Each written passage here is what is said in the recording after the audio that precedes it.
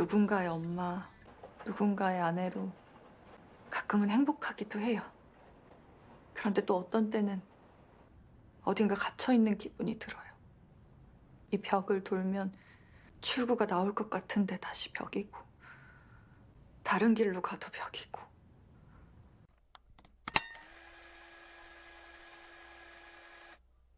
Kim Ji-young, wanita usia 30-an yang sering kali mendapatkan tekanan oleh kehidupan sehari-harinya sebagai ibu rumah tangga yang memiliki bayi. Nah, meskipun rumah tangganya berjalan normal, namun hal tersebut sebetulnya telah memaksa dia untuk menyerah pada cita-cita. Ji-young bisa berkata bahwa dia puas dengan peran barunya. Hingga suatu saat, suaminya, Jung Dae-hyun, menemukan fakta bahwa mental Ji-young telah terganggu karena segala macam tuntutan dari lingkungannya sebagai ibu rumah tangga. Di Korea Selatan, sebagai latar tempat film Kim Ji-young, born 1982, secara umum aspek sosial mereka itu masih cenderung konservatif. Patriarki yang mengakar telah mengabadikan kesenjangan, termasuk pada sebuah keluarga seperti yang dikisahkan dalam film ini. Status dan peran yang dimiliki oleh pria dan juga wanita dalam sebuah keluarga telah terkonstruksi sejak lama. Ji-young yang menjadi istri sekaligus ibu diasosiasikan sebagai seorang pengasuh dan harus mengurusi semua pekerjaan rumah. Sedangkan pihak ayah, suami, Dae-hyun menjadi pencari nafkah.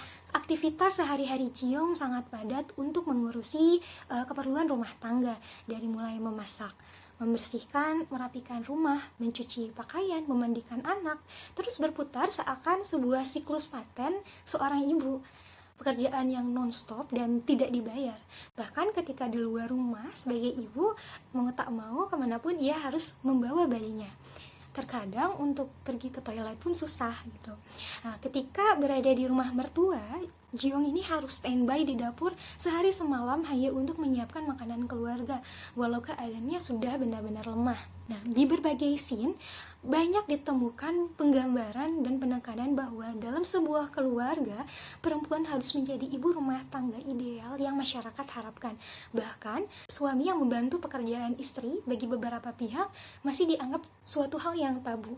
Realitas ini dapat kita lihat dengan analisis sosiologi keluarga, kacamata interaksionisme simbolik, bagaimana masyarakat mengkonstruksi peran dan definisi anggota keluarga yang berbeda-beda dan tugas yang diharapkan dari mereka.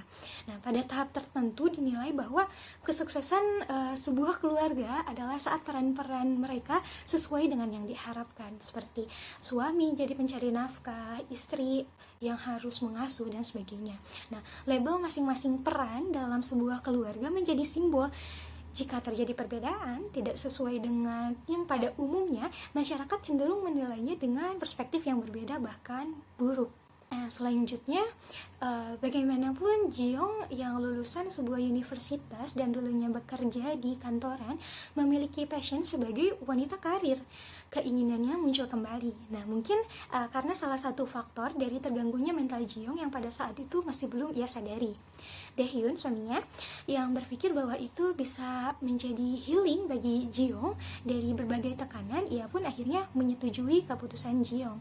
Namun, bagaimana ke depannya? Siapa yang mengurus bayi mereka? Dae-hyun mengajukan cuti melahirkan, tapi itu beresiko terhadap pekerjaannya di Korea. Dia bisa kehilangan pekerjaannya. Jika hanya Ji-young yang bekerja, upahnya tidak akan cukup hanya untuk membayar pengasuh di sana.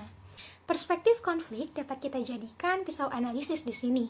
Teori konflik melihat bahwa pernikahan itu sebagai perjuangan atau usaha untuk mengontrol hubungan. Dan juga tentang premis atas inequality yang berbasis gender pada keluarga. Siapa yang harusnya melakukan pekerjaan rumah? Siapa yang harus mengurus anak? Siapa yang harus punya waktu luang lebih banyak? Ditambah dengan kondisi Ji-young yang masih disembunyikan oleh Dae-hyun karena khawatir keadaannya memburuk. Untuk mengatasi semua hal tersebut, perlu adanya komunikasi di dalam keluarga. Nah, dalam film ini, baik Ji-young juga Dae-hyun mendiskusikan berbagai jalan tengah menghadapi hal tersebut. Mencari pengasuh di internet, menempel selebaran di jalan-jalan, dan juga sebagainya, hingga pertimbangan cuti melahirkan tadi. Di sini Dae-hyun merasa bahwa itu adalah hak atas diri Ji-young sendiri untuk bekerja. Apalagi setelah tahu Ji-young setertekan itu karena mengubur mimpinya demi menjadi IRT.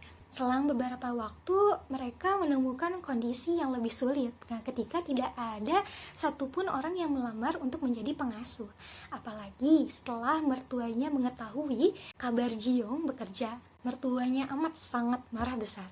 Nah, komunikasi mereka menjadi lebih panas hingga akhirnya Daehyun memutuskan untuk memberitahu tentang apa yang sebenarnya sedang Jiong alami. Karena sebetulnya ia pun berat untuk memutuskan Jiong bekerja saat kesehatan mentalnya Jiong terganggu. Nah, dari sini pengelolaan konflik yang dilakukan oleh Daehyun berjalan cukup efektif.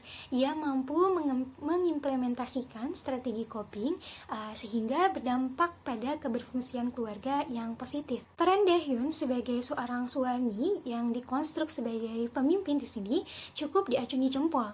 Ia mampu mengendalikan setiap permasalahan dengan menekan egonya, berdiskusi untuk mengambil keputusan dan juga mengayomi.